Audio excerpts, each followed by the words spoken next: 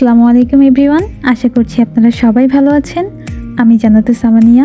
আমার চ্যানেলের প্রথম ভিডিওতে আপনাদের সবাইকে জানাচ্ছি স্বাগত। আজকে আমরা যাচ্ছি কুষ্টিয়ার আলাউদ্দিননগর শিল্পপল্লী পার্কে। এখন যে জায়গাটা দেখতে পাচ্ছেন এটা মাসুদডুমি সেতু। কুষ্টিয়ার মোটামুটি সবাই এই জায়গাটা চেনেন। এখান থেকে গড়াই নদীর এত সুন্দর একটা ভিউ দেখা যায়। যারা এই জায়গাটাতে আগে আসেননি তাদেরকে এই জায়গার সৌন্দর্য বলে বোঝানো সম্ভব নয়।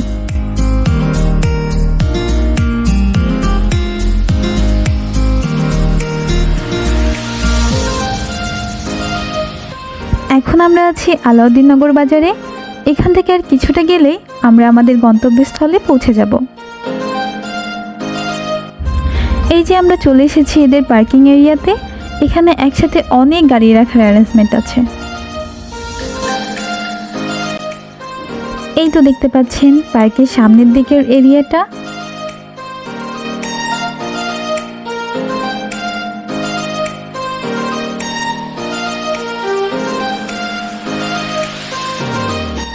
চলুন তাহলে কাউন্টার থেকে টিকিট নিয়ে আমরা এবার ভিতরে যাই।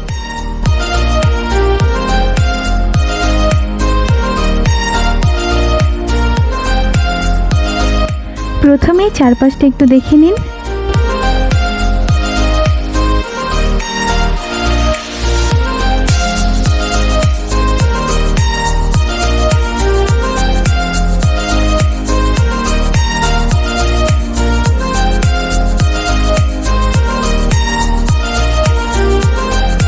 পার্কে ঢুকেই ডান দিকে দেখতে পাচ্ছেন একটা বিশাল বড় পুকুর। এই পুকুরের পাড়ে বসলেই খুব সুন্দর ঠান্ডা একটা বাতাস গায়ে এসে লাগছিল।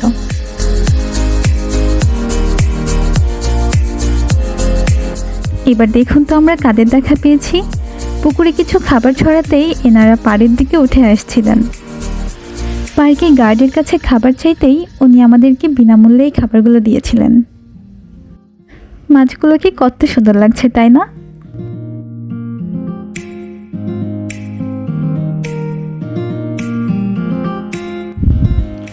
এবার চলুন তাহলে আমরা একটু সামনের দিকে যাই।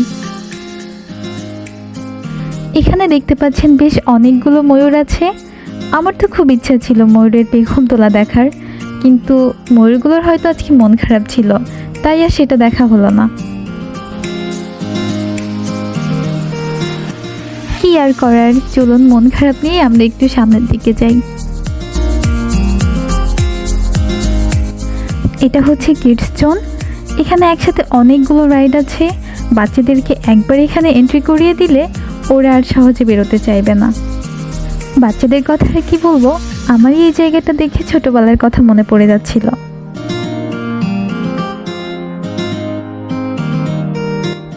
আর এই যে দেখতে পাচ্ছেন বাচ্চাদের আরও একটা পছন্দের জিনিস, বুলেট ট্রেন।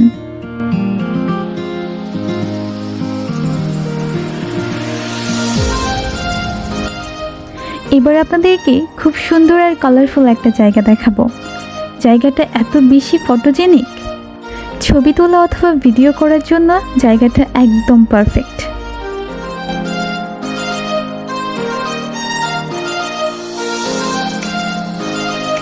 এখানে বসার জন্য অনেক প্লেস আছে। আপনার এখানে কিছুক্ষণ বসে থাকলেও মনটা খুবই ভালো লাগবে।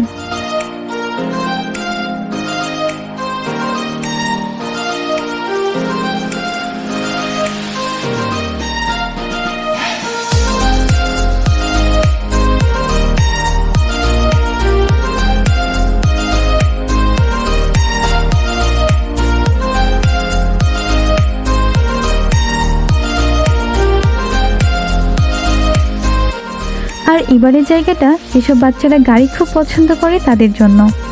এখান থেকে ইচ্ছা মতো গাড়ি চুজ করে চালাতে পারবে। আর যেহেতু বাবা মারাও বাচ্চাদের সাথে গাড়ি চালাতে পারবে, তাই দুর্ঘটনারও তেমন কোনো সম্ভাবনা নেই।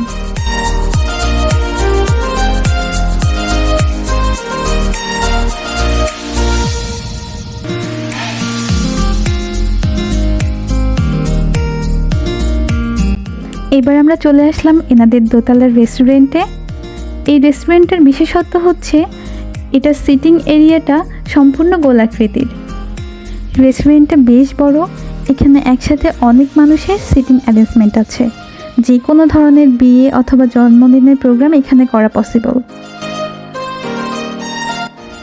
এবার তাহলে দোতলার ছাদ থেকে পুরো পার্কের একটা সুন্দর ভিউ দেখে নিন।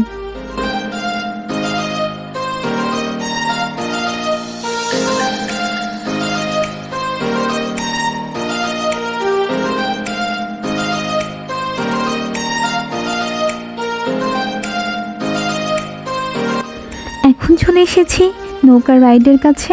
তবে এই রাইডটা এনজয় করতে হলে আপনাকে অবশ্যই নৌকা চালাতে জানতে হবে, কারণ এখানে মাঝি আপনি নিজেই।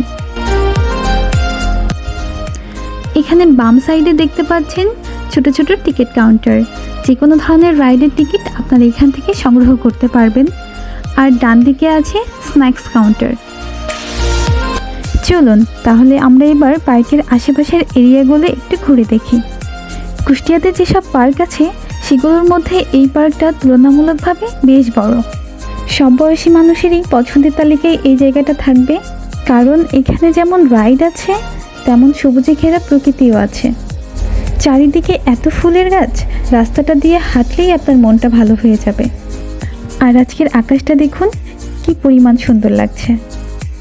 আকাশটা হালকা মেঘাচ্ছন্ন থাকায় চারপাশের পরিবেশটা অনেক বেশি স্নিগ্ধ লাগছিল।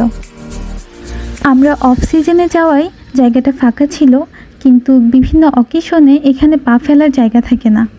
আমার কাছে তো মনে হয় যে কোনো জায়গায় ঘোরার জন্য অফ সিজনটাই একদম পারফেক্ট। আপনার মতামত কমেন্টে জানাবেন।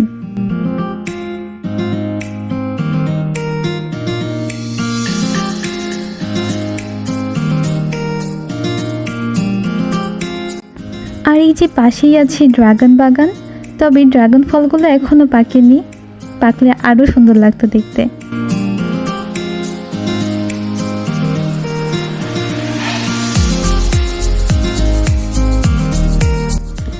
আজকের মতো আমাদের ঘোরাফেরা শেষ।